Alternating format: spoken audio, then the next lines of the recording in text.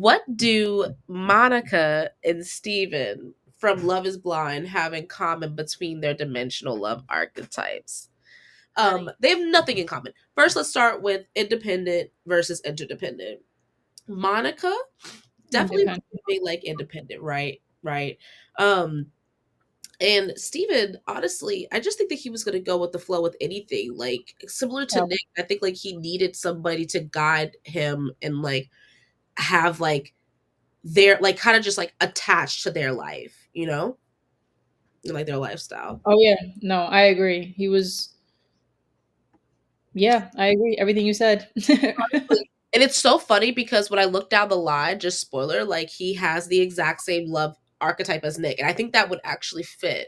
But let's keep going one by one. So when we go next to like the next dichotomy of pragmatic versus versus dreamer, I thought it was quite interesting because when we were talking about this, we were both saying that like Monica in the pods was really giving Dreamer like she was just kind of going for it without like she kind of voiced it. She was like, usually I only go for guys that do X, Y, and Z, who have traveled, who have a certain degree, who From have which school? Like she was very particular. you Yeah. know, and we've met a lot of girls like that. And it's like I think that she was finally kind of trying to shed some of those misconception or not misconceptions, those preconceived notions to try to open herself up. But honey, this was just you open yourself up just a too much. Okay, I think she's more she fits more in her pragmatic ways, and she should stick to that. I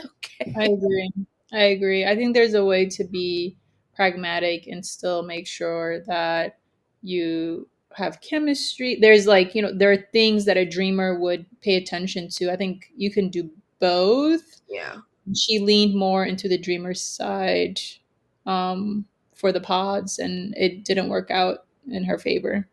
It didn't. And it's like I think that she was just willing to just bend on a little too much. And again, I try to like balance this even within myself. But similar to Marissa, like I just feel like there was like some red flags, with the biggest red flag being that he's cheated. And I think on all these Love is Blind shows, we've seen it where the guy admits that he's cheated, but then the girls go too hard on them, and we're like, hey, people can change.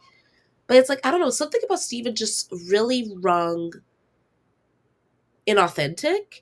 And I was like, I can hear this. It doesn't really feel like she's hearing this. And then just even down to the race piece, like I really think that she thought this man was gonna walk out and look like, like mixed, like look like, he was some sort of black, like some sort of decipherable, you know, Yeah. race other than white. But this just looked like a straight up white man. It's just like it's just I don't know. I think that she flew a little too close to the sun, and I know now she will definitely hopefully be kind of set into her true self in her pragmatic ways. I agree. Honestly, couldn't have said it better. Yeah. Like you said everything that I would have said in terms of she just went over like just too far to the dreamer side and let go of a lot of like orange red flags. Yeah, I wasn't a fan of Steven. Still I'm not. I just didn't like the way that he showed up on Love is Blind reunion as well. So he just does not seem genuine. So not a fan. Not a fan. um Yeah. he continued down the dichotomy similar to Nick, centered, um so selfish to do that to her, honestly. Like, and I don't see any little ounce of remorse. I didn't see it then. I don't see it now. Just that type of self-centeredness scares me, honestly. It's like, okay, all right. So you don't feel any sort of remorse for having disrespect to her on not live TV, but highly televised TV. It's just like he goes through the motions of saying, I'm sorry, like, what can we do? It is just like it is what it is. And I think that he got what he came there for, and unfortunately Monica was like collateral.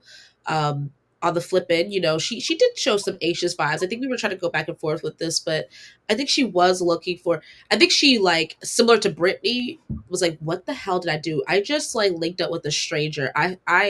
I deluded myself into this engagement. Now I need reassurance, like, that I made the right choice." And at every turn, I think that we could just slowly see the layers of pragmatism and anxiety mix with each other on, like, that Mexico trip, to the point of her being like, "Where are my flowers? I asked you for flowers." And we're all like, "Girl, we're still in Mexico. What's going on?" Yeah. Yeah, it's just embarrassing a little bit, continually asking him because it's like, let him do it. Let him show you. That's what therapists say, at least. Like, when I was thinking about dating, one of the first things that my therapist said is like, don't try to tell them what to do. Like, let them show you who they are for a little bit, just like, because they're just starting out at the end of yes, they got engaged, but it's like, let's just see how they act, for a couple of days, and then you can say what their needs are. And I feel like she was really trying to control, like, a lot of things in the relationship. Not control, but like be direct, I guess, about her needs. And it just wasn't really working out. And you are right. It's just so sad that he just doesn't seem genuine. He used her, and he's going to get the clout that, whatever. And she's going to be hurt on national television and has to live with that. That's what's so painful to see, even Yes. for Marissa. I mean, wow. Like, not to, like, it's Yes. just sad to see these women. I'm like, wow, you all were collateral damage to these men, just like getting the clout that they wanted. It's sad that, like, not one black woman ended up in a satisfying relationship.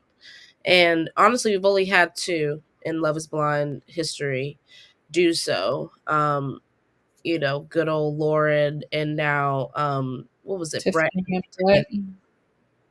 Yeah. So, we just pray that hopefully one of these gold days will get a third. But it's like, why can't it be multiple? Like, why can't we have more success stories? And, unfortunately, we get this craziness. So, to finish off, like, the dichotomies between the two of them, we have Monica as, somebody who's taking that emotion instability. I think that she even said it. I'm at a point in my life where I've had my fun.